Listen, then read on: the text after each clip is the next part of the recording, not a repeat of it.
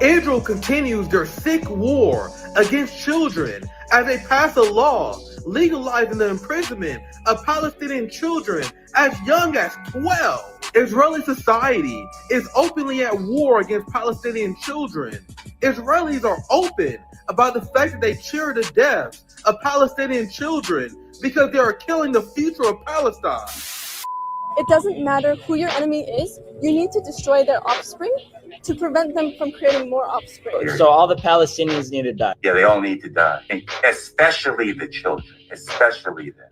Why? Because they're terrible, disgusting people. Why the children, Children, they just grow up and become terrorists when they grow up. They should all be killed too. Especially the children, especially them. ואני אומר לך יותר מזה, כל ילד, כל תינוק בעזה, The children are your enemies? They are our enemies. Imagine how sick and twisted your society is that you openly view children as your enemy. And this law is nothing new. Israel is just legalizing their barbaric behavior and putting it on paper. Because for years, Israel would kidnap Palestinian children and imprison them without due process. And the conditions of these prisons are horrible, as Israel engages in widespread systemic sexual violence against Palestinian children while they are detained. Why do you guys think Hamas did October 7th and took Israeli hostages? They did that so they can free all the Palestinians that are stuck in Israeli torture dungeons. And that is exactly what they did. Because during the hostage swaps between Israel and Hamas would give up a handful of Israeli hostages, while Israel would release hundreds of Palestinians that they had locked away in torture dungeons. The huge difference between these hostage swaps shows the extent in which Israel persecutes the Palestinian people, and no one should blame the Palestinian people for fighting back. What's poppin'? My friends, my family, we are back once again for another Monday morning live. I tell you guys, I've been doing a lot of these Monday mornings over the last few weeks. I've been greatly enjoying it. It's a great time for us to talk to our international friends on Monday, because it's usually hard to schedule people in China and other countries because of time zone difference. Monday morning is generally a great day to do this. It's also a day for me to show off the hotspot I shoot on Friday. This video here is exactly why Israelis are hated all around the world. And I've been covering Palestine for years now, and I have never seen this shift the way it is, because their barbaric targeting of children now being laid bare to everyone. I just want to share this because like this video is almost like it was made for me personally. As someone an advocate of martial arts, I love fighting, man. To me, there's nothing more honorable when two gentlemen shake hands and they just want to test their skills. I know some people don't like it. They may feel, oh, it's just cage fighting. But I love martial arts because what it really is two people coming together, shaking hands, and coming to agreement to test our skills against each other. It's actually one of the least barbaric things I think you can do. I don't know, maybe that's stretching it. But that is not what happened here. That is not what happened here. Because what happened is viral MMA fight, and this guy, we need to protect Patty McCorrick, because the Mossad is definitely going after him. Like my tweeting this out almost got 2 million fucking like this was all over the world. People were sharing this. One of my most viral tweets ever. Over 100,000 likes, just me talking about it.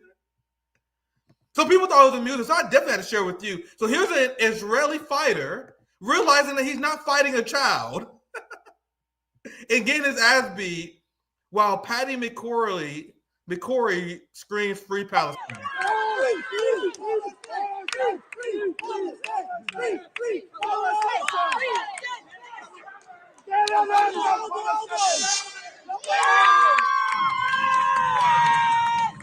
Can you imagine being that based? And I looked into it, obviously. After the fight, he raised the Palestine. He raised the Palestine flag in this man's face because the guy he beat up, he realized he wasn't fighting children. a genocidal IDF scum got beat up.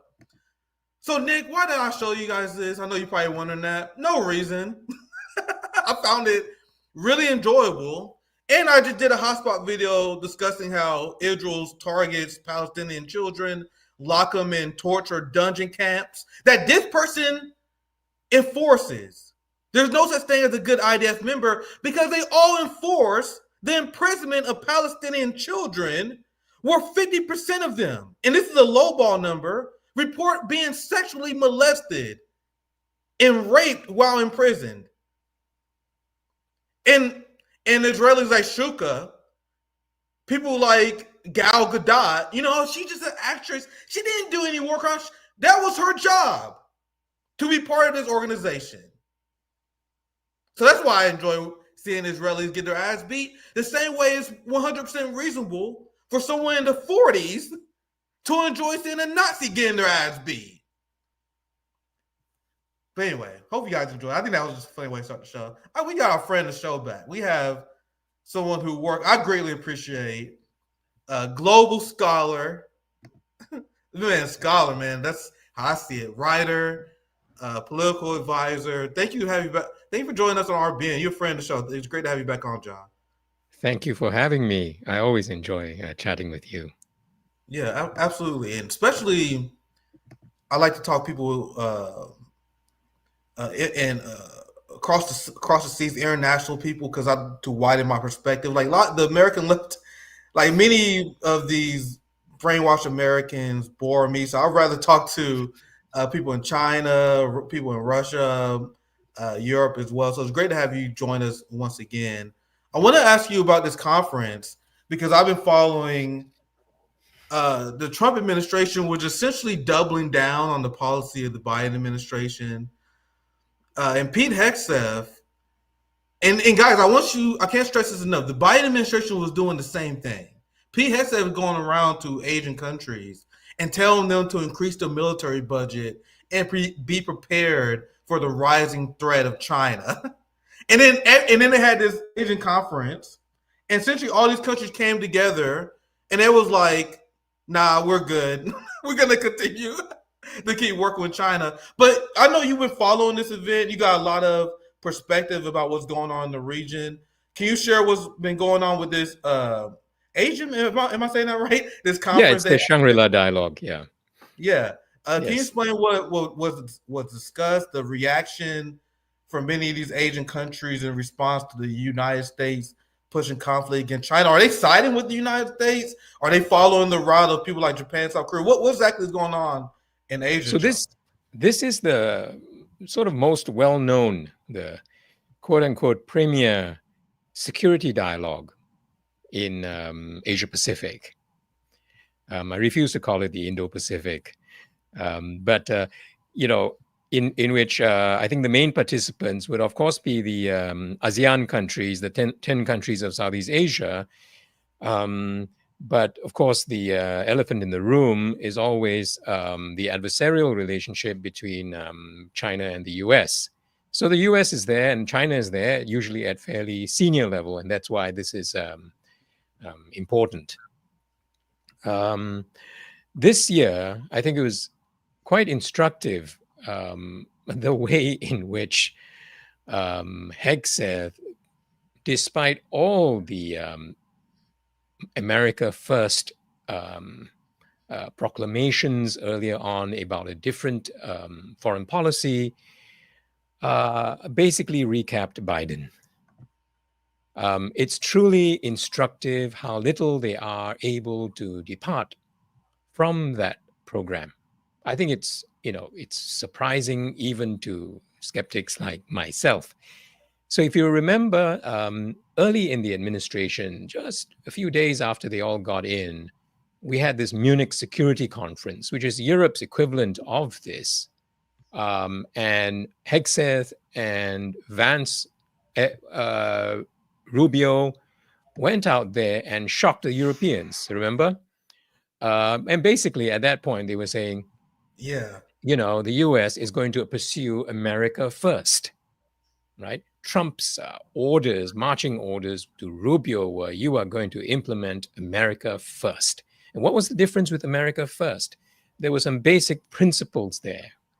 In particular, sort of the buzzwords or keywords, common sense and pragmatic, meaning we would not be ideological. It would not be a war to the end of democracy versus, autocracy, these overblown Manichaean things, right?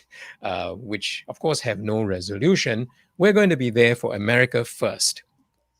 So Hegseth actually came with a script like that in Singapore, where the Shangri-La Dialogue is held every year. And then he sort of hit the notes saying, it's going to be a new era in American foreign policy. It's going to be common sense. It's going to be pragmatic, focus on U.S. interests, right? But if you look at the outcome of what he was talking about, and what he basically did was ratchet up the risk of China starting a war on over Taiwan, basically likened Taiwan to Ukraine, and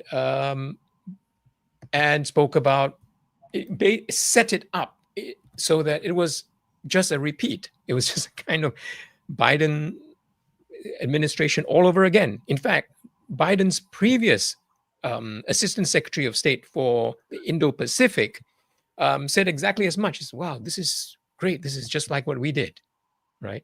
So it's amazing. It was just neocon central all over. I tweeted and I said, look, this is just the same stuff coated in MAGA glitter.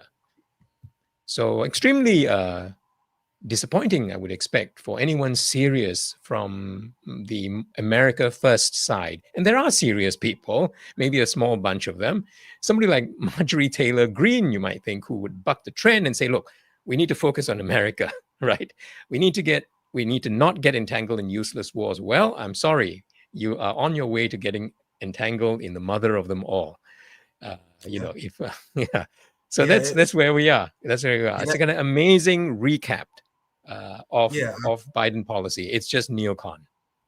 I explain to people all the time on how United States foreign policy doesn't change. Between these ridiculous puppets in the suits. People really thought that Donald Trump, a reality game show host, clown, who went bankrupt multiple times, he was going to be the guy. There's going to be one change, though. There's going to be one change. No more pride flags flying from the American embassy. Okay, so that. Okay, we're not going to force this agenda on you guys. But for the rest of it, as far as war and peace are concerned, it's business as usual. Yeah, hope the right wing establishment stays in charge, because if there's ever this giant war that's going to pop off, all I gotta do, if they try to draft me, all I gotta do is tell them I'm trans and I'm good. You guys realize, because of the Trump administration, we have the best draft dodging excuse of all time now. So that's the only difference. Just like you said, it's a neocon agenda without a rainbow flag, and they're banning trans people. Right? Yeah, it was Pete Hegseth's right. Peace through strength, right? It's a really creepy 1930s sounding thing. Peace. Yeah, that's Reagan ideology. Oh, it's more than that. Yeah, So, but it was basically peace through full spectrum dominance, right? We're going to have peace, and I think one of it was to make sort of any challenge impossible. You're just not going to have that. The Chinese economy. People talk about a status quo, and China is upsetting or wanting to overturn the status quo. Since 1989, do you know how many times larger the Chinese economy is today than it was in 1989? 56 times. That's crazy. It has done this, right? I said your status quo is 56 times buried, right? And this was done without a single shot being fired, unlike every other empire that we know of. And so, of course, it's going to be militarily more powerful. It's, of course, economically more powerful. The question is whether the region can handle this dynamically, keep some sort of balance so that everyone feels safe. But if you want to stuff this back in the bottle, we're a long way from 1989, 1991, whichever your preferred sort of date for that sort of American supremacy is. Whatever you look back to longingly, it's gone. Yeah, I always find it weird whenever there's like Americans who are extremely pro-capitalist, pro-Americans. We're the richest country ever, and we have massive homeless populations. Yeah. We have. Who do you think benefited most from that 56X thing? Yeah, the US financial class. Apple, for example, right? They talk about all that outsourcing, but the profits were in the largest measure made by Western companies and in the US. And China willingly underwent that in order to get to someplace else. Right? Yeah. Even today, the proportion, the percentage of the value of an iPhone that China gets is minuscule, right? Compared to the rest of it. The value from selling it, from the final sale of an iPhone, most of it goes into both the US IP and the distribution and so on and so forth. It goes to Apple. China gets what, $30 from it? And of course, it's going to be taxed for the whole amount of that, right? Or tariffed, so to speak, unless Apple had an exclusion. But this is how it goes. And that game is over, right? Because China is climbing the value chain, and that's in effect the biggest threat to a certain type of capitalist financial capitalist class. And I have no idea what the leaders in the West is doing, because you have Trump and these American first clowns. They will say, we are going to have a new era of American prosperity, and we are going to compete with China, as they continue to fund a military budget to $1 trillion, and they cut spending on infrastructure. The Trump administration, they canceled high-speed rail. They're not investing in our society at all. Yeah. While at the same time they're saying we're going to compete with China. How, sir? How are you going to compete with China when you're cutting education, when you're purposely cutting investment into your society, while China is investing more than ever? Do you guys see the bedrock, the absolute bedrock, right? It's no big secret of China's competitiveness is education. Yes. Don't you have like 9 out of the top 10 universities? In the end, right? It goes to that, right? And you're cutting that, then how are you going to compete? By continuing to pull these coercive measures and hoping people will conform to it, which they won't. I think today we heard not even the Japanese are negotiating with them. So it's a different world now. How much did Doge save us? How much did Doge save compared to the increase in the military budget, right? It's funny you mentioned. I was gonna mention. I have a segment. I may do it a little bit later about how Doge is a complete failure. Yeah. And even Elon is admitting it. He like fuck. He accomplished nothing. Hurt his reputation. Now Tesla is struggling. Yeah. Elon has been a massive loser in this situation. Like, it's very weird how it kind of played out. Yeah. I got more receipts and more detail later, but the Pentagon budget is $1 trillion. We have some fucking bill that's about to explode the budget even more because they are obsessed with funding the police more. They sending a ton of money to cops who are already making a record amount of money, while they're cutting Medicaid and cutting Social Security. Medicaid, I know friends who already told me that they received half the amount of money they received last month. It's already happening, guys. As they increase in the police budgets, as they increase in the military budgets. And the question is, this is not me just being a bleeding lefty, I'm a crazy communist radical. The question, if you're an American patriot, even if you're not a socialist, even if you're not a communist, how the hell does this help the United States compete with China? Do I have to say like a fucking neocon to break through? Exactly. They're not even doing MAGA well. Okay. Yeah. Let's keep it really minimal. Let's keep it to, let's say, what Marjorie Taylor Greene, right? Or Thomas Massey are saying. Not exactly bleeding lefties, right? No, I don't think if those people are serious, then they will know they've been, they've been betrayed, right? And you hope they had. So I think this was significant because this was the first time the Trump administration set out its foreign policy in East Asia, and this is what it looked like. It's not very encouraging. Of course, they could switch over the next day. I mean, but that just adds to the trouble. They're just very, very unpredictable, erratic, and that's part of a kind of a sense of increasing weakness. Yeah, and the erratic part is part of the strategy. They call it strategic ambiguity, and you might think, yeah. We had a lot of that over the tariffs. Oh, Trump is playing 4D chess. Until you realize it's a lot of it, I'm sorry to say, was just cluelessness or just stupidity, right? You couldn't think your way around some of those moves.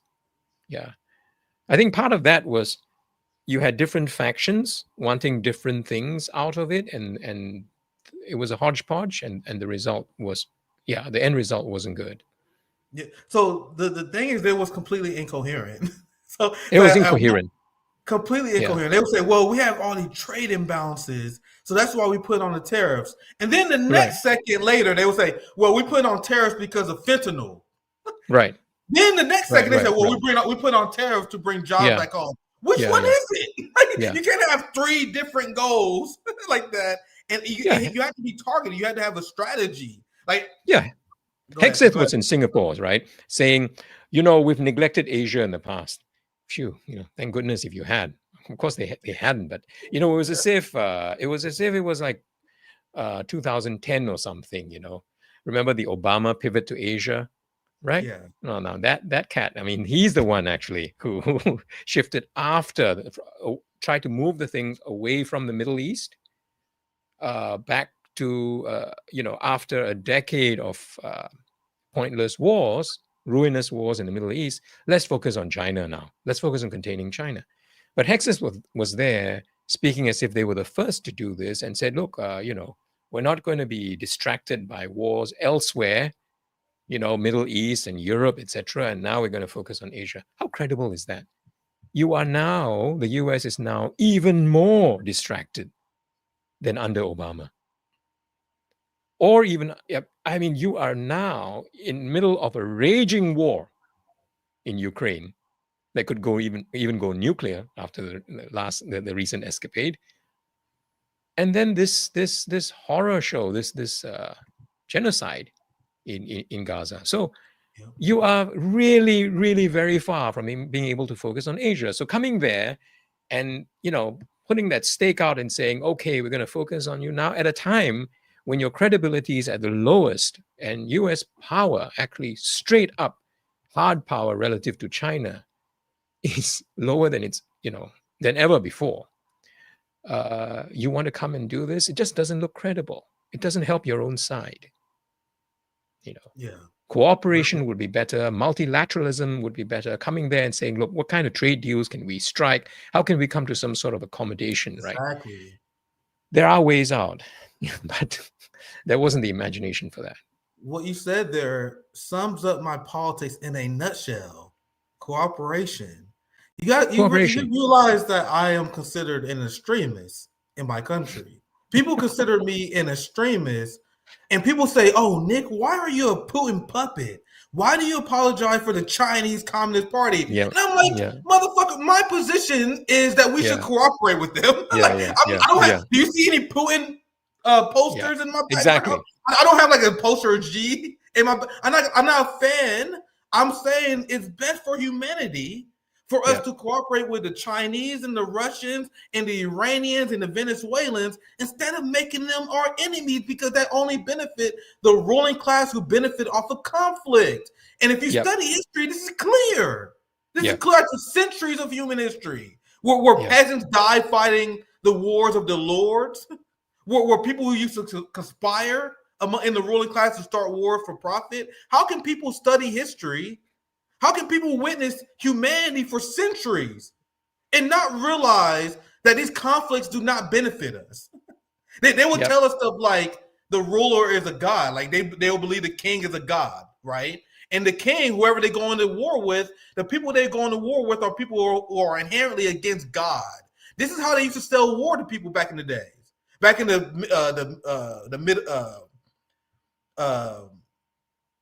middle of Europe, during the war that came between England and France, when the white people in Europe used to kill each other all the time. If you're against the king, you're against God. So as humanity, you would think that we would be wiser now, that we would learn from mistakes of our ancestors. And after seeing how the ruling class sold wars generation after generation after generation, when will we as a collective humanity start rejecting it? And I reject it, and I'm essentially unhireable because of that, because people say, oh, Nick is anti-American. Nick won't cheer on the enemies of the ruling class. It's a psychosis that we rejected the RBN community. But John, anything you want to add on? And I want to get to the Trump Palantir story. No, I suspect a lot of Americans agree with you. You know, Sure. I think it's worse than during Middle Ages or feudal times, because in feudal times you knew that you didn't have a say in it. They were taking you to war anyway. Now you have the pretense of democracy. Tell me which of these wars has had popular support. Nothing gives the lie to liberal democracy so much as this constant resort to war. Poll the population. They don't want it. And yet, war after war, they get dragged into it. So I think it's worse. That's a great point, John, actually.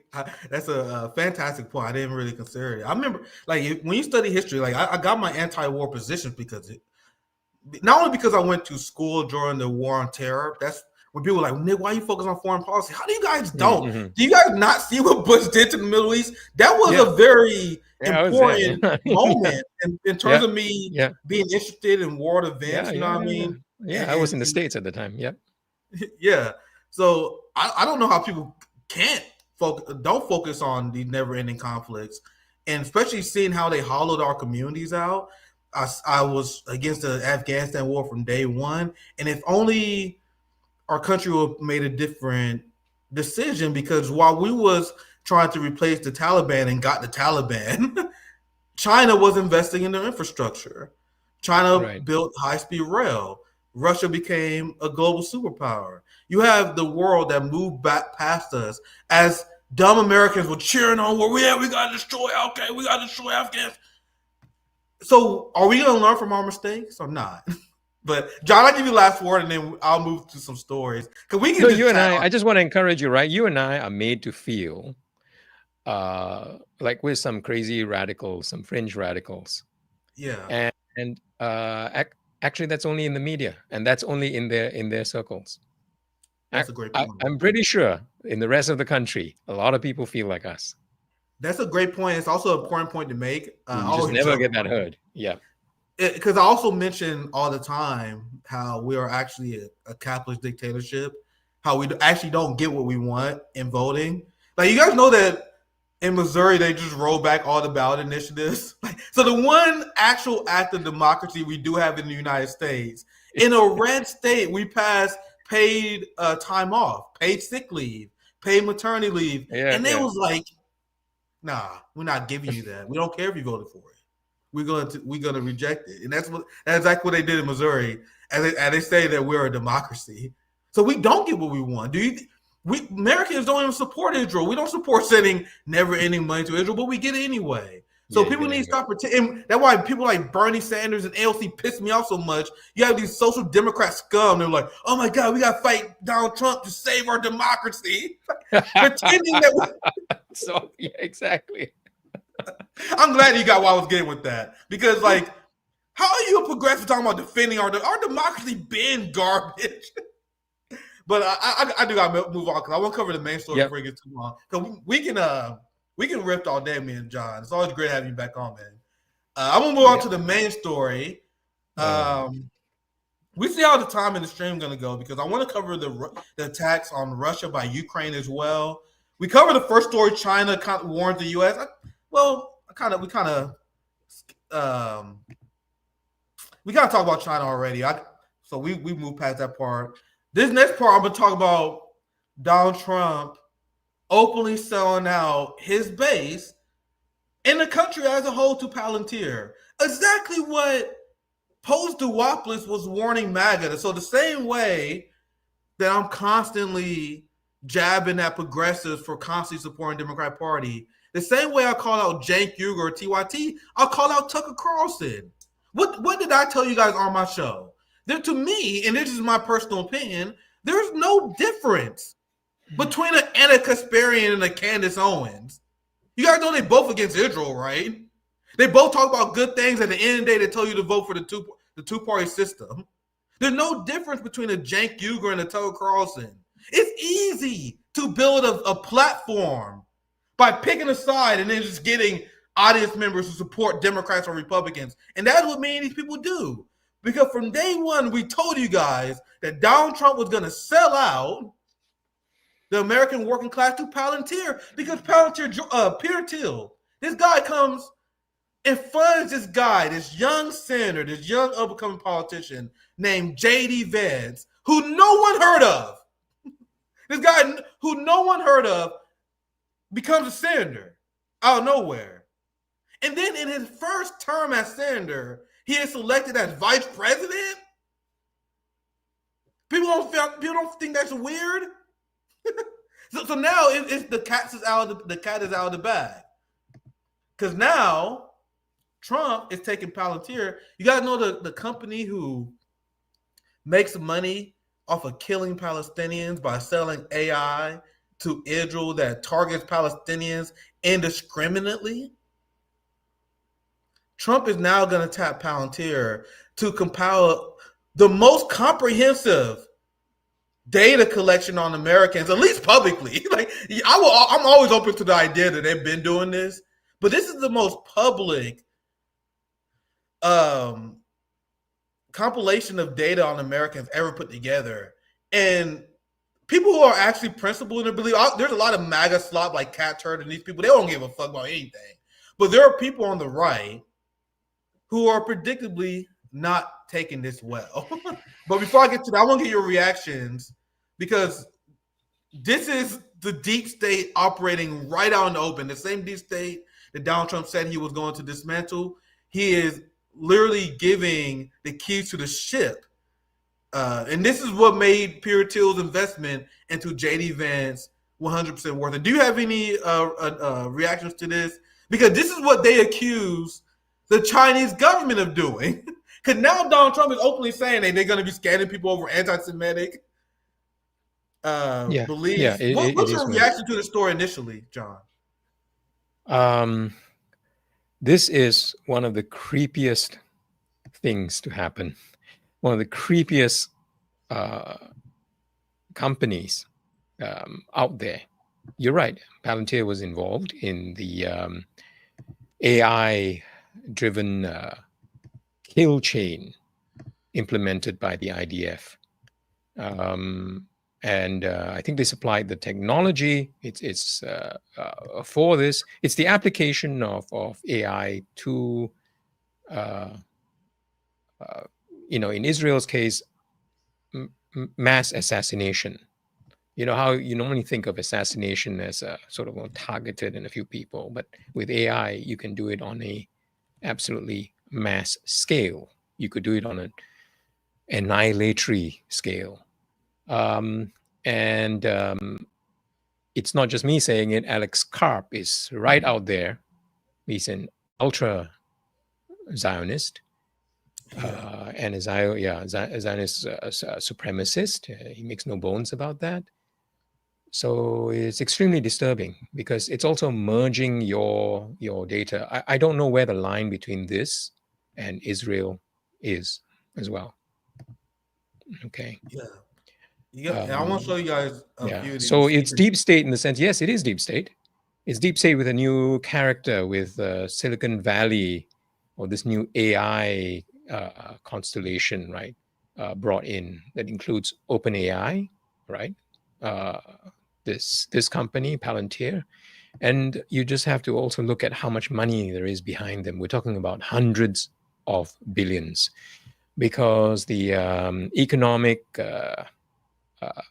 rise such as it is in the US over the last few years, right? From the giant money printing exercise we had over COVID, trillions of dollars were created, went into the stock market. What did it go into? It went into these companies. It went to NVIDIA, right? And so on. And these were proxies for investment in this. It was all about AI. And so there's this kind of narrative around AI. But you see what they want to do with that AI is kind of global domination with a kind of, they're not even hiding it, an avowedly evil agenda. So do you guys think there was ever going to be a ceasefire when you have Palantir profiting off of Israel's killing in Gaza? Do you guys think there was ever going to be serious about stopping the killing? They were using people's WhatsApp metadata, right, to track networks, their social networks, and kill them by extension in that way. They didn't have to know what you were talking about, but they looked at you and then looked at maybe let's kill 2 degrees of everybody 2 degrees removed from this guy, or 3 degrees removed, and they could do it, right? The AI would produce the kill list, and then you send the drones out, or the fighters out, So it's very disturbing. It's very disturbing. I think there are 2 visions of AI right now, and it's hard to exaggerate this, but I think the future of humanity is at stake. What sort of future you want, given the power of AI? And these people have a very, very clear notion of it as a weapon, and a weapon of dominance for Zionist and American imperial interests. I'm not sure they separate the 2. Yeah, certainly Alex Karp doesn't. Yeah. Big shout out to my brother JB. Much love to our brother James Fauntleroy. Yeah, technofascism. I love that term. We was a few decades ago as humanity, we were so naive because we had these dreams of grandeur of AI uplifting humanity. Like, you guys remember the Jetsons, where in the Jetsons you would see AI and technology helping out what China is doing with AI. That is what China is doing with AI. God damn it! Right. So DeepSeek, took a model and outclassed the best, pound for pound, right? In terms of the resources used, nothing comes close. Open sourced it. Open source, not just the code, but the weights, used for it, and wrote long, detailed academic papers, right, scientific papers on how this thing worked, and continues to do that, because for its founder, or for the founder of this company, who used his own money for it, didn't use any VC money, AI is too important to be monopolized, to be used. He wanted it to educate children with. So China is applying AI to the industrial, to the supply chain. It's using it in industry. It's using it to get things done. It's using it to improve life. It's everyday applications. That's another reason why they're going to win at this, because they simply have far more use cases for it. In the West or in the US, it's chatbots, drawing pictures and this stuff.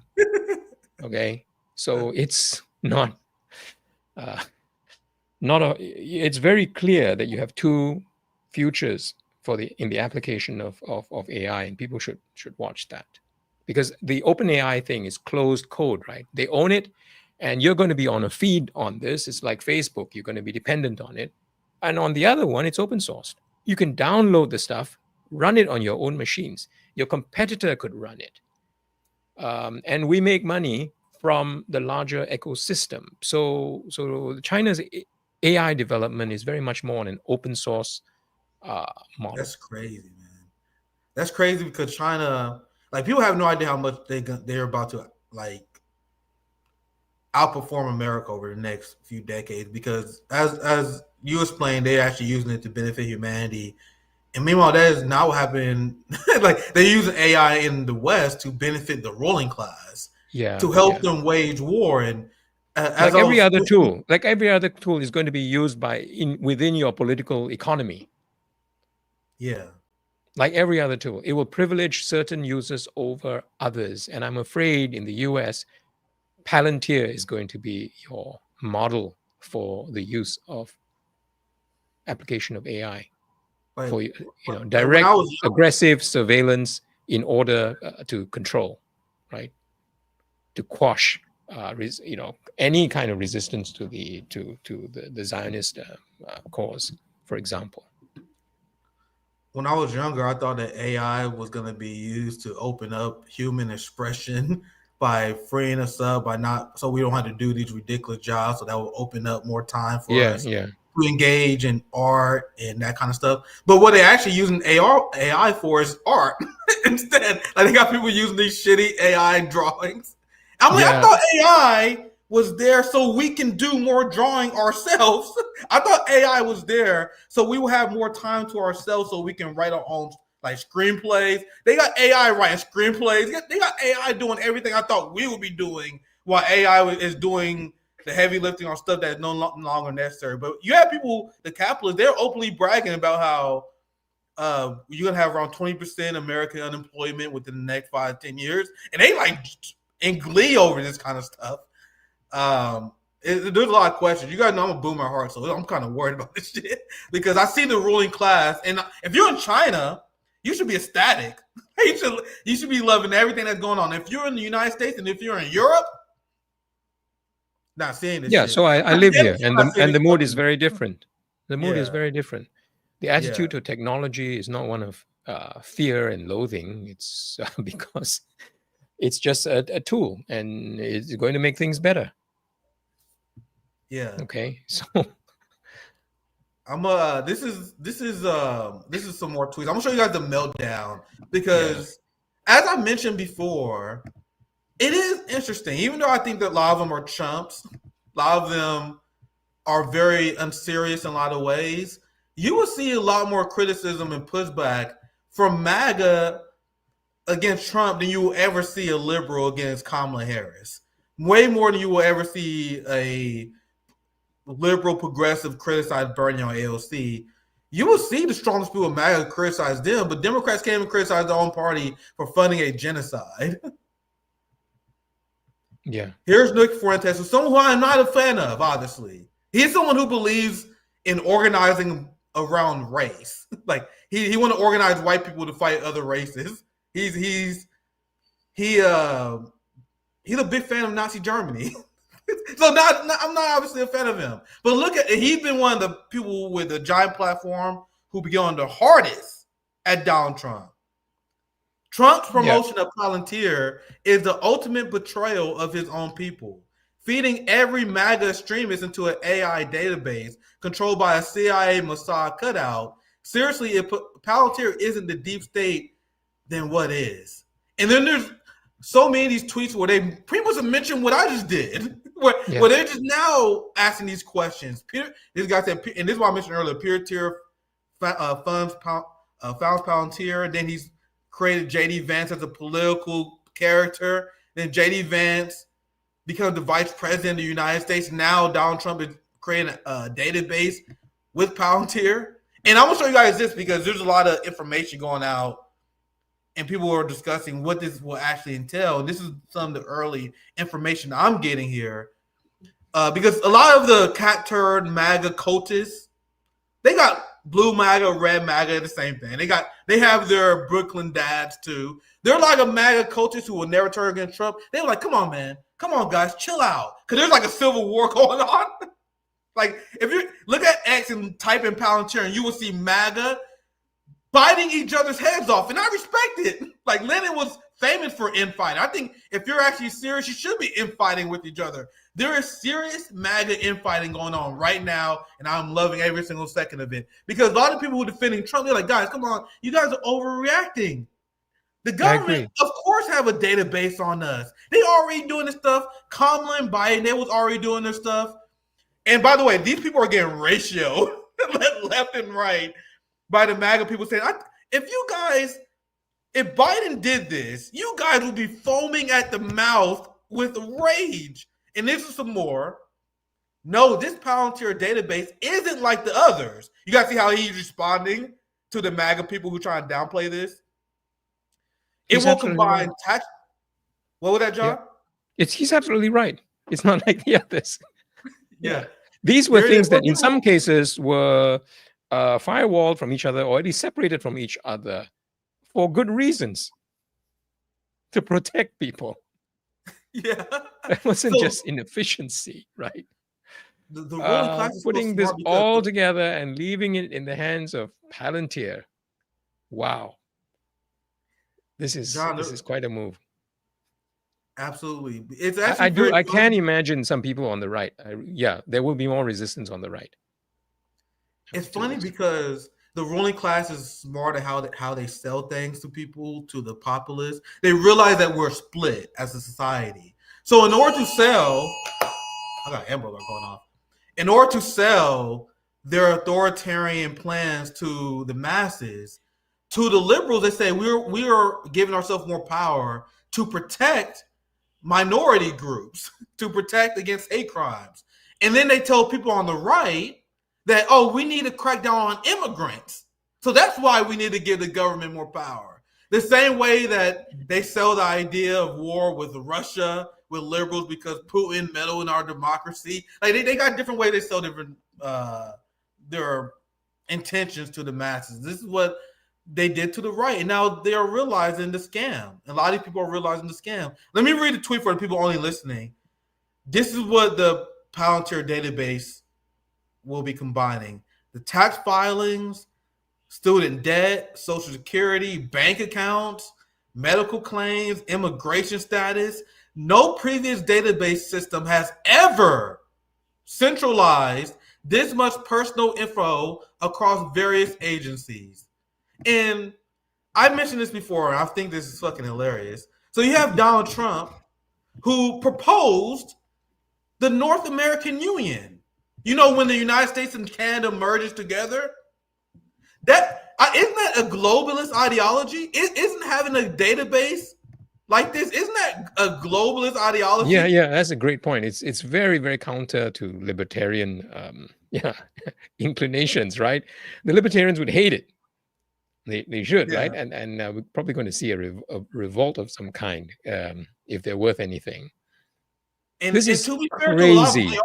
You are Go ahead. aggregating this much power, this much data, and you handing it to a company with Israeli values. Yeah. Basically. Yeah. And you are seeing those values in action. You have seen what Palantir has done. You are looking at what Israel is doing. Nobody will have any excuse to be surprised at what follows after. Very well said. And I'm always, and you guys feel free to disagree with me because I did this read many times before. I feel like a lot of people on the right, they use the term globalist because they're afraid to criticize capitalism. So instead of criticizing the tendency of capitalists to come together and create corrupt plans, because by the way, a capitalist, their job is to create never-ending profit. Do you guys think a capitalist will allow a border to stop them from doing that? Of course not. Which is why they ship jobs overseas. They make business deals with other capitalists. Globalism is inherently what capitalists do.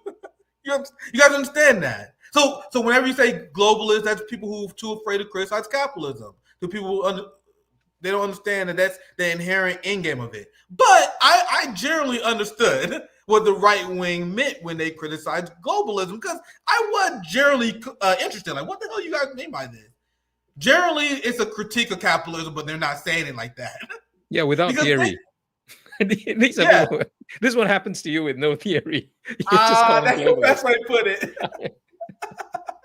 Yes, John. That's such a base quote. That's exactly what it is. Because even though they claim to be against globalists, they supported the biggest globalists in the world. So here's I could make a bigger list of this if I want. I'll just quickly jot this down if I went live. So if you look at the globalist conspiracies, they believe that they wanted to create regions instead of countries. They believe that the ruling class wanted to create a South American Union. There would be the EU, the European Union. That's why they hated the EU, because they view the EU as part of the globalist agenda. Then you have the China sphere of influence and the Russia sphere of influence. Then you have the African Union. You guys realize that Donald Trump literally proposed what the globalists warned about, where the United States and Canada merged. You want to know who else was part of the North American Union, John? Greenland. Yeah. Greenland. Yeah. So hey, you left something out. You go left ahead. The chip implant. Elon Musk's. That's a big time globalist thing, right? They're going to implant something in you. John, don't you know that we gotta take the we gotta be hit with brain chips so they know that we're you're not gonna have a illegal brain immigrants. chip. Yeah. So it's so they can capture illegal immigrants, guys. That's why they're doing it. This is don't you know that we have real IDs, aka the digital ID that you guys been warning us about for years? Donald Trump, we can't fly domestically without real ID. But maybe no measles shots.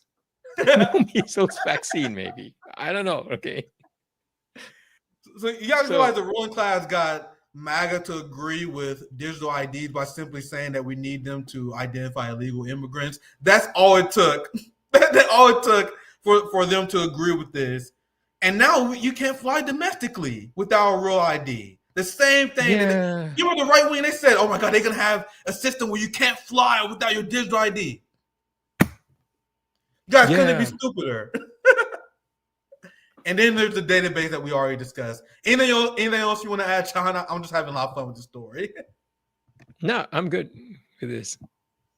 Yeah. So I'm going to show you guys some more reactions. So we got to show here Nick Fuentes saying that, and this was a breaking point. Right. To be fair to a lot of these people, was in cult mode for a very long time. Nick Fuentes has been calling out Trump for a very long time. But this has really been a shifting point. Yeah.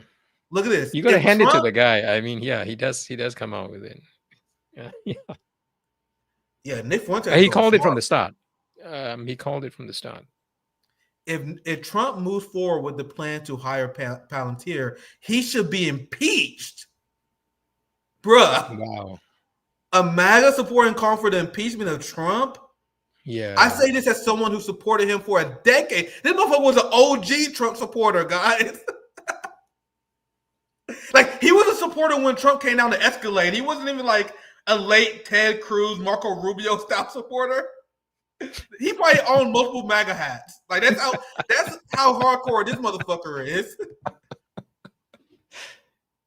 It's enough to make me not want to return to America. I wonder where you live at. I don't know that much about this dude. If you're MAGA and not talking about this, you're either paid or too dumb to realize how insane this is. Oh, good. This guy's awake.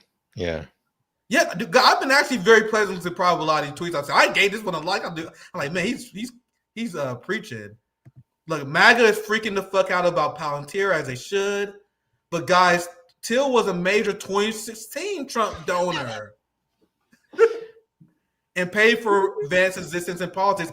I can show you guys so many of these tweets of people who paint the Patriot Voice. He's another super cringe account that is actually very entertaining right now because he's been going off, bro. Patriot Voice has been going off on Trump ever since this news broke. UN Agenda 2030 goals. Okay, yeah. Now you sound like real. I'm gonna read this one. Because there are a lot of people. Yeah. I'm gonna read this one tweet here. I think this tweet is good from the Patriot Voice. He's been going off. He pretty much done with Trump. like, bro, this has been the line in the sand moment, because a lot of them was already frustrated with Trump and Israel. They was already frustrated with the Ukraine peace not coming to plan, with Trump pretending not to know Ukraine tried to assassinate Putin. They was already becoming upset. Yeah, trust me, guys, I know that Patriot Voice is cringe as fuck. But what does it say that Trump is losing these people? So I'm gonna just read a little bit of this. Feel free to chime in if you have anything you want to add. For those of you who are having a hard time keeping up, let me break it down. Palantir, which is more or less a quasi-intelligence agency with ties to the CIA and the Mossad, is acting as a contractor, just effectively and effortlessly cooped the whole U.S. government through the Trump administration to build out an AI-powered database of all American sensitive information at a capacity we never seen before. This database will be weaponized against us all once the social credit system is in place. And you can and will become a target if you dare dissent. Just like how China runs their society. You guys see how he's a dipshit still? No, this is amazing. I love it. I love how the projection comes home. This was created as this fake narrative about China. There is no social credit system here, right? Doesn't exist. I live in this place. But certainly there is. I mean, they created this word for this this fake story, but it's coming true in the States. It's amazing. Amazing. What do you think we are, guys? You think we're the Asians? This is what they always say. Yeah. Do you think? What are we, Asians? We're not the damn Asians. What do you think we are? North Korea? No, they will say that as the United States is literally doing what we're becoming China. If only you could become. You would have healthcare. If only free education. You guys see I'm not praising. I don't like any of these people, but isn't this very interesting that these dipshits that hate China, even they're realizing constitutional rights are being stomped on, subverted. Go on, please read this. It's great. Yeah. Just like how China runs a society, which is the model for the UN, WF, and NWO plan for the world, especially America. And your constitutional rights are being stomped on and subverted by a third-party corporation in which CEO Peter Thiel says, "I no longer believe that freedom and democracy are compatible." That's a real quote. America is wholly occupied nation, and we are in big trouble. They literally have Palantir. You guys see this? And by the way, us on the left, we have been pointing this out, and they were like, "Oh, you guys are fucking stupid commies." We've been telling you guys that Trump is a fucking sellout. This is what capitalists do. But John, you haven't even reacted. I want to get you in here. So I'm enjoying the story a lot. Anything you want to add? No, this is bizarre. I've seen this, and I haven't really sat down, to be honest, to really think this through.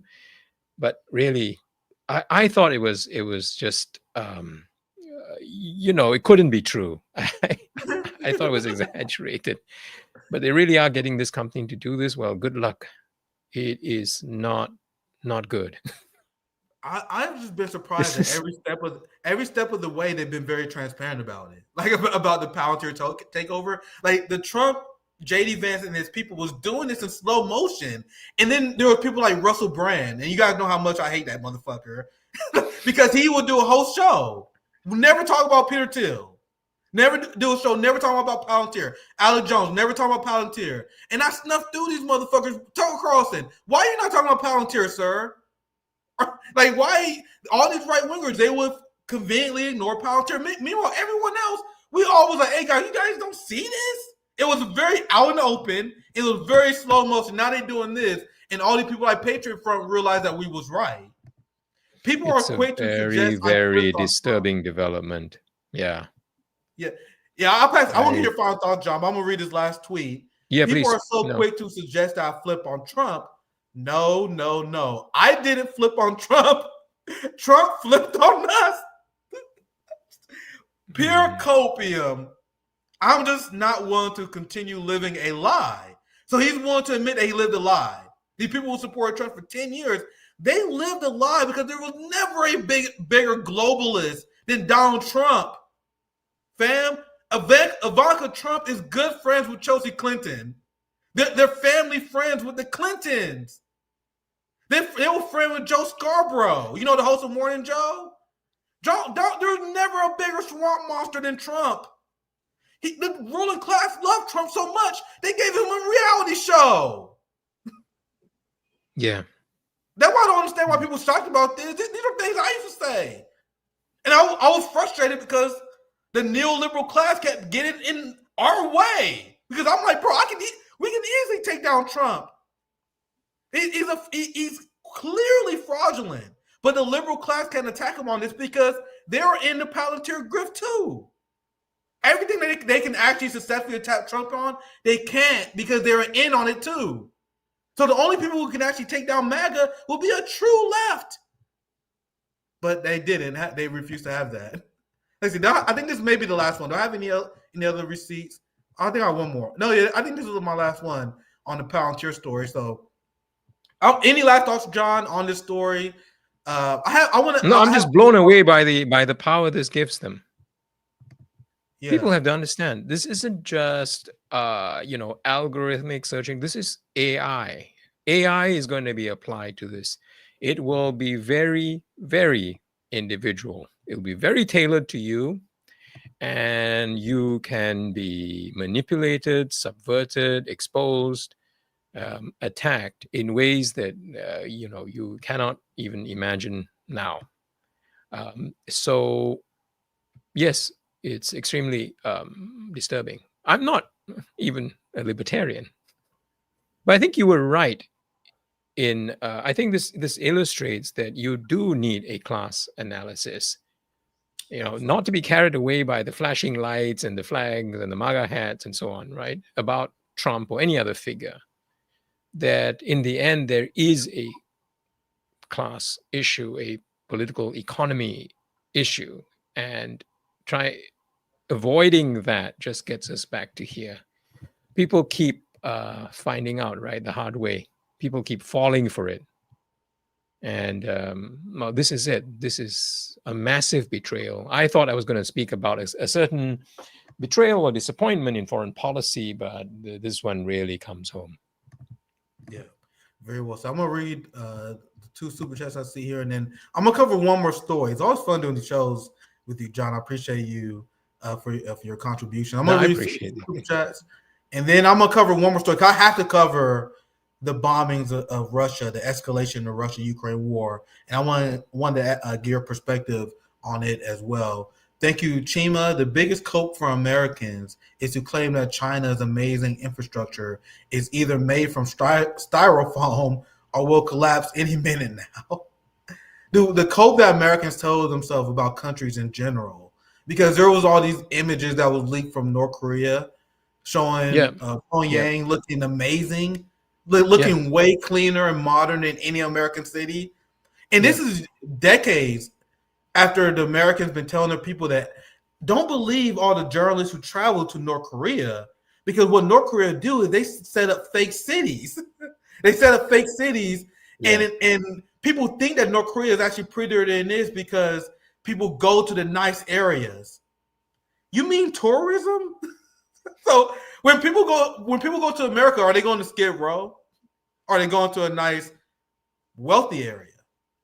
So they convince Americans that whenever they hear people go to North Korea and say, like Dennis Rodman, for example, Dennis Rodman, they convinced people that Dennis Rodman was crazy because he went to North Korea and he was like, "Yo, this place is beautiful. What the hell?" And they was like, "No, Dennis Rodman was tricked by North Korean propaganda." No, maybe what's more likely, guys? I'm gonna just ask you guys straight up.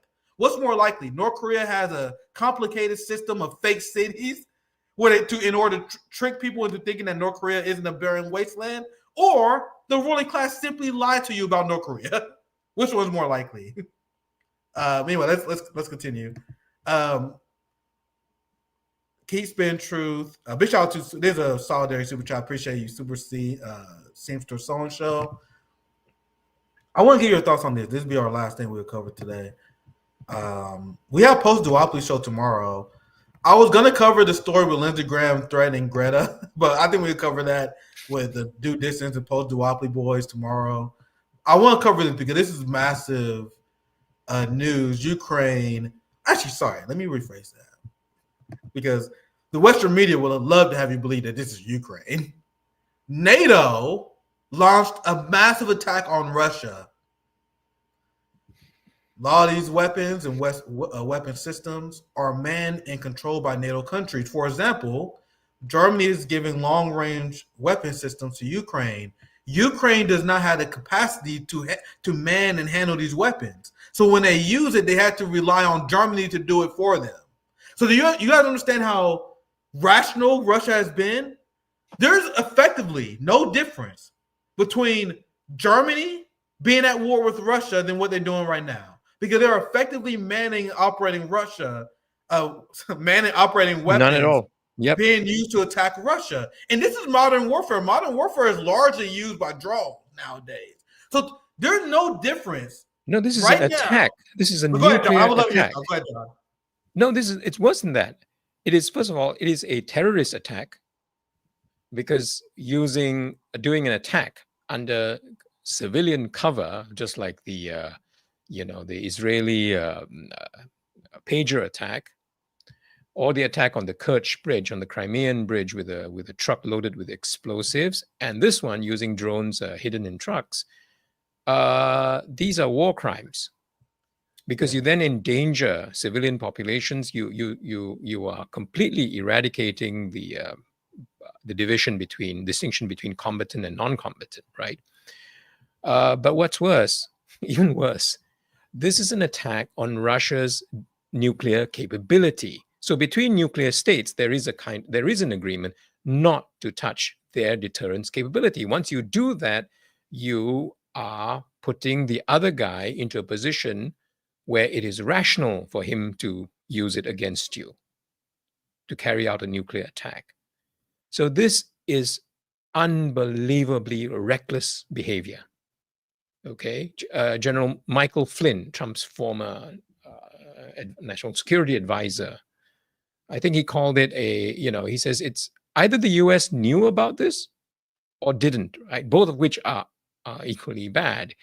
If you knew about it, then you are equally responsible for it. If you didn't know that they were going to do this attack, then you are sort of unequally yoked, right, to a sort of a rogue actor.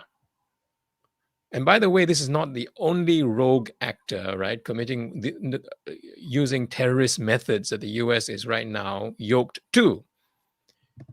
So it really is difficult to imagine things being worse for US credibility, but also of sheer danger. Are they in control of this? Are they in control of what?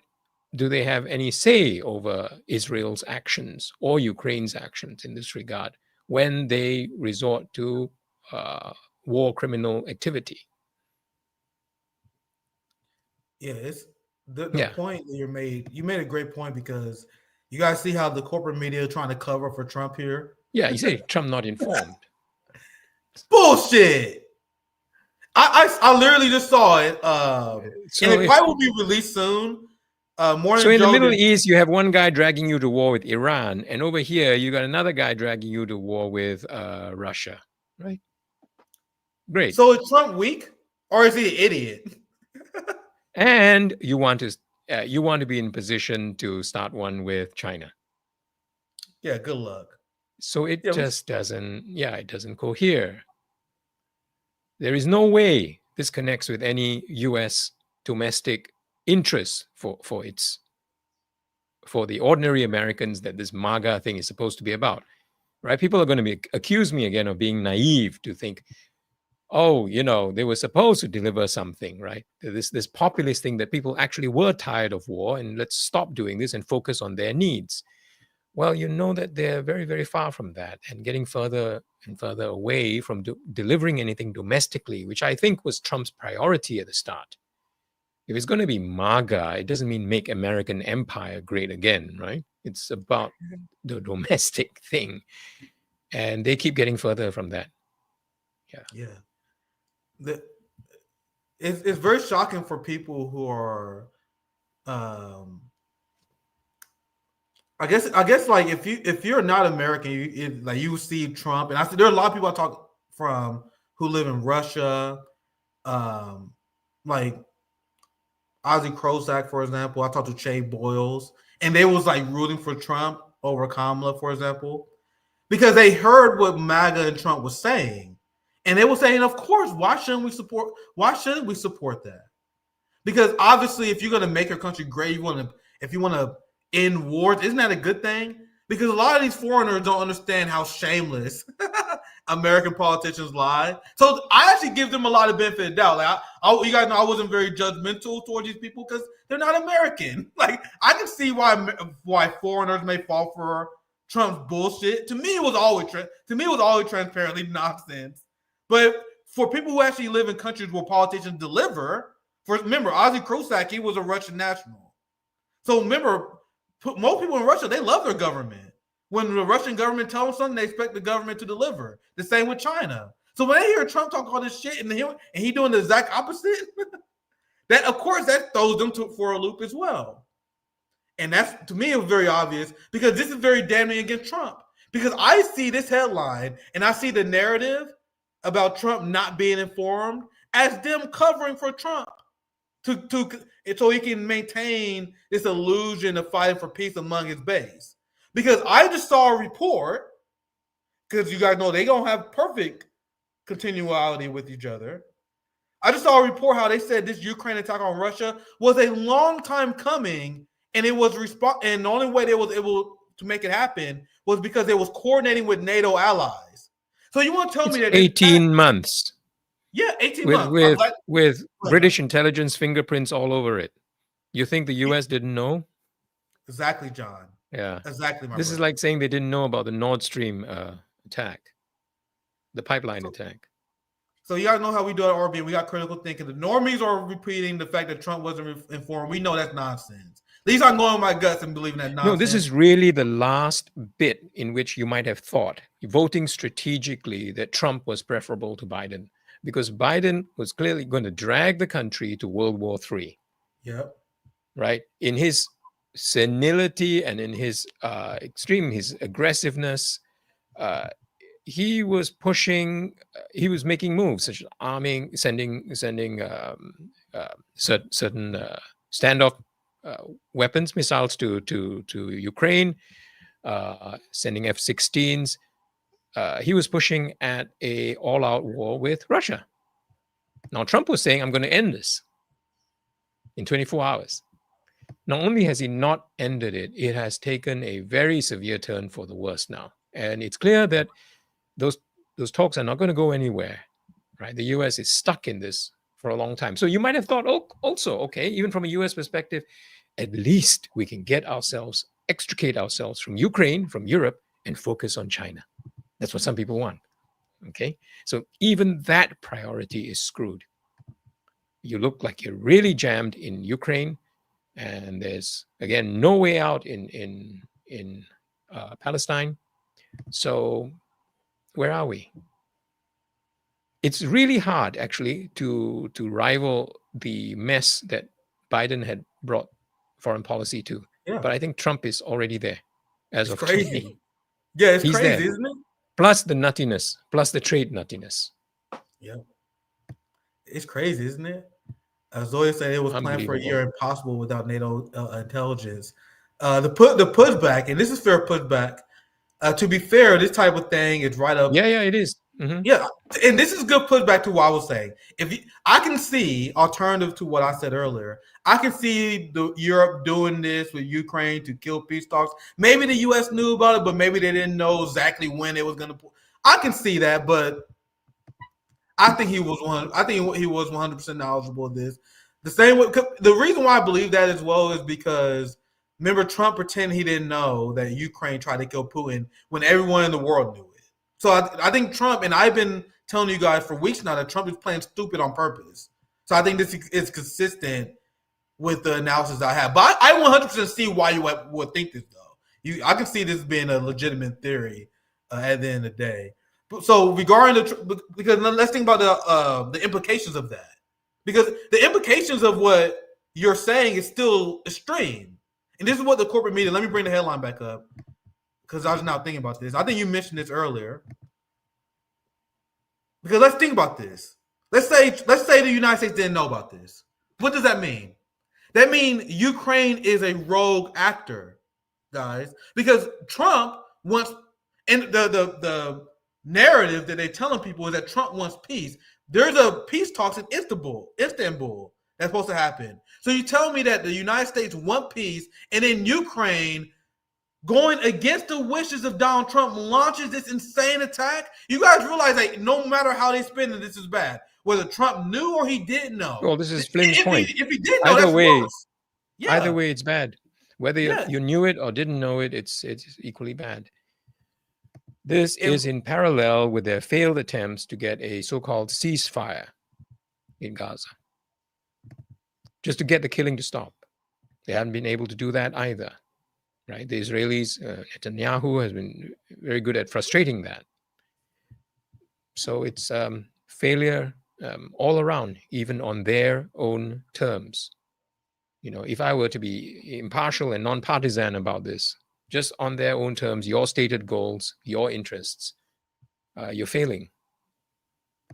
Yep, Doge failed, peace in Ukraine failed, Gaza failed. Focusing on China's complete failure. Everything's complete failure. Yep, tariffs on China failed. Technology restrictions failed, with terrible results on the U.S. economy, on ordinary people. Are you guys starting to feel the price hikes? They're coming. Yeah, they're coming soon. Right. What did I tell you guys? What did I tell you guys after the election? Once again, question me now, quote me later. Because I told you guys after the election that we're going to be here to pick up the inevitable people in MAGA that Donald Trump will disappoint. Didn't I tell you guys that? I told you guys that we pick up a lot of people who are disappointed with Democrats and Kamala Harris. There are going to be a lot of people in MAGA who was all for Trump, and they're going to need a direction to go after they realize they were sold out once again. And that is our job as revolutionaries, as organizers, to be there to pick up the people who realize that Trump sold them out to Palantir. Which is why I present these stories with a smile on my face. I'm excited at the opportunity of the pendulum swinging, so I can pick up some more people on our side of revolutionary ideology. Because there are a lot of people like, oh my God, fucking burn it down now. I don't got time. It'll take me 2 hours. I don't want to take too much John time. I can show you guys all the MAGA tweets. Like, I never seen a damn break like this before. That's interesting. And this is our time. We're not going to get all of them. A few of them may slide into fascism. But it's our job as, at least I'm talking to our audience here, our job as revolutionaries to pick them up. To the people who realized they were sold out. Because these people win in war. And now we're in a situation, this is honestly truly the last thing we'll cover.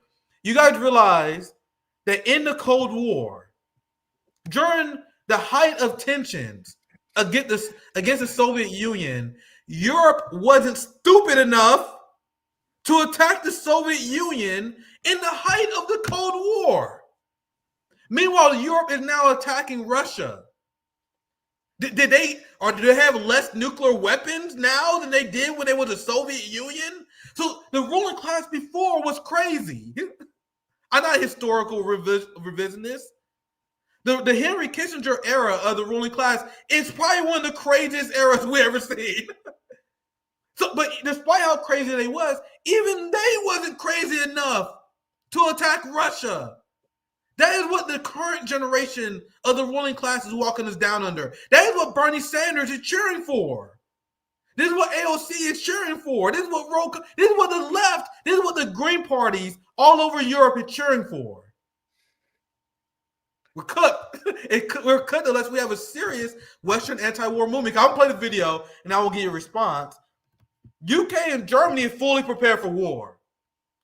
Europe as a whole is implementing austerity. They cutting social spending in order to spend more on their military budgets. You have European countries trying to hit the 5% military budget. And now you have Keir Starmer. This is breaking today. And I'll just play the video. And John, I want to get your thoughts on this. Keir says UK is shifting to war readiness. Jesus Christ. Let's listen. Oh, this is a long video. I didn't realize how long this was. I just play like 30 seconds to a minute.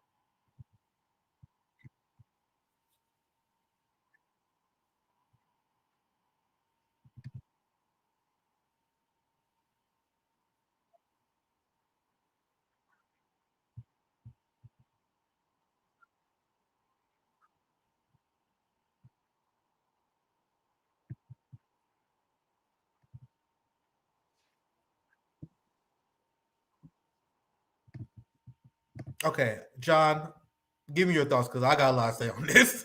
Anything you want to add? What's your reaction? This is crazy. You guys realize how crazy this is? Like, you guys realize how? Oh, there was no sound. My bad, guys. Sorry, I should have been watching the chat. Sorry, there was no sound apparently. Damn. Sorry, you guys know it glitches like that sometimes. My bad, guys. I'll play the first 30 seconds again. Let me know if the sound working. My bad, guys. And today, following through on this review, can you hear it, John?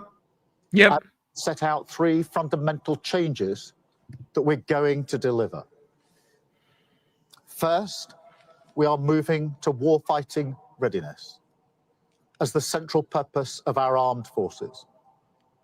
when we are being directly threatened by states with advanced military forces, the most effective way to deter them is to be ready. And frankly, to show them that we're ready.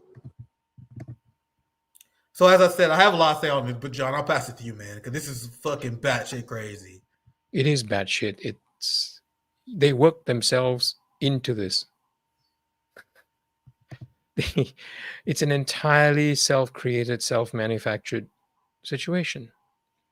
Exactly. Right? From the expansion of NATO to this, even with the conflict in Ukraine, it didn't have to get to this place. They're just working themselves out to it.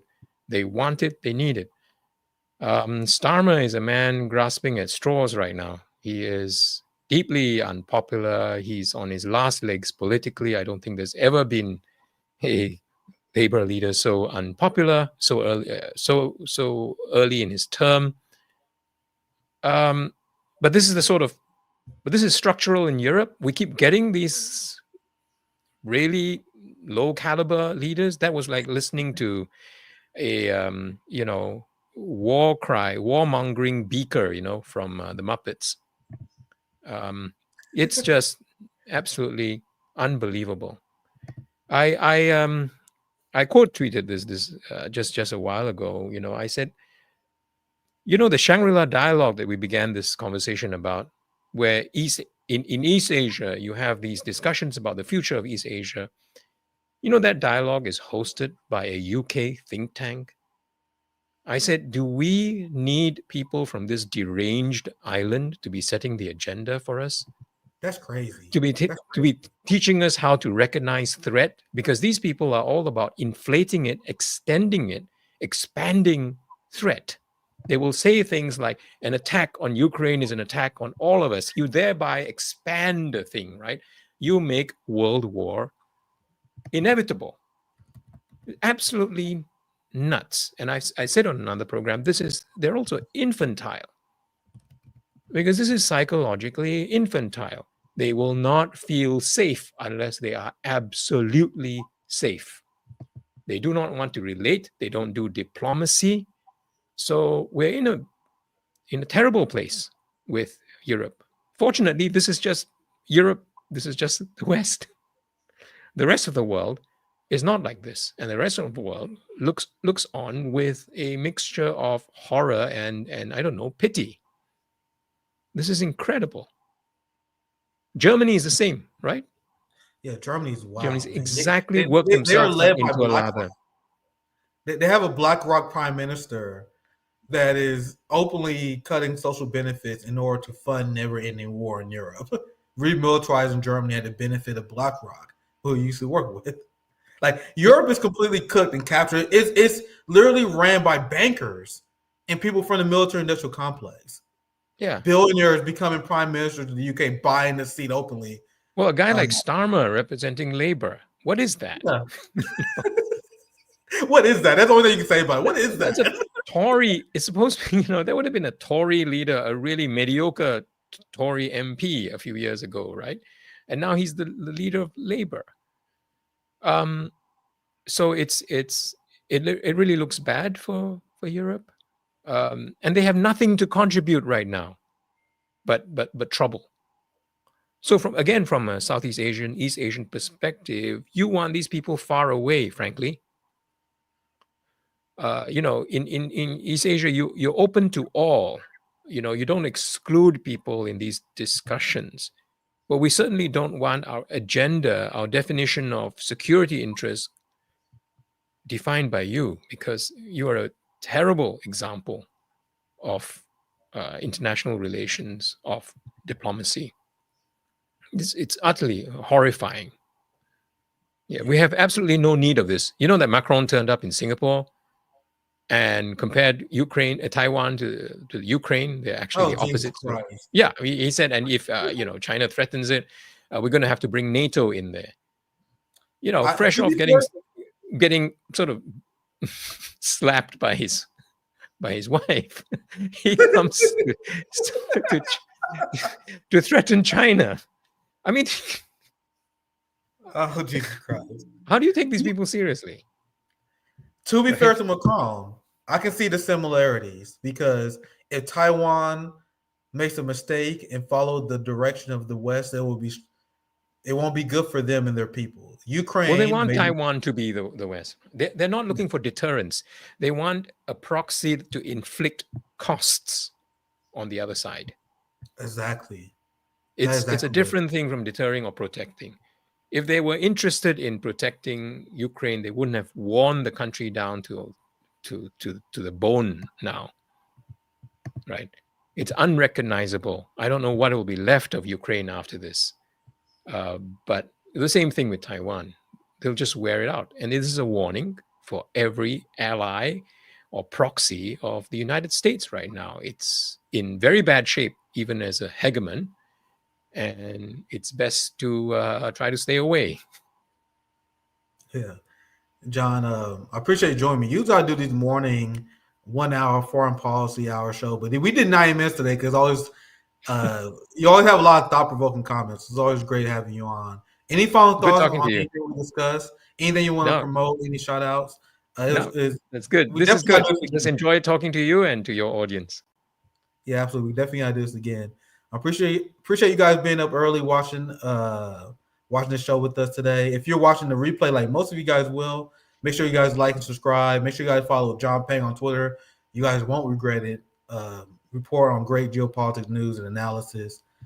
Make sure you guys like and subscribe. Support us on Patreon as well. We got merch relaunched as well, so I'll have more information. I know we had the link up on YouTube, but we have more information on that soon. Thank you guys for watching. Tomorrow, post-duopoly. You guys know how much I love doing post-duopoly. My brother do Dissonance, Kid from Harlan's Media. It's always one of our best shows. So I'll see you guys tomorrow evening. Thank you guys for watching. Thank you for joining us once again, John. Peace out, y'all. Thank you. Peace.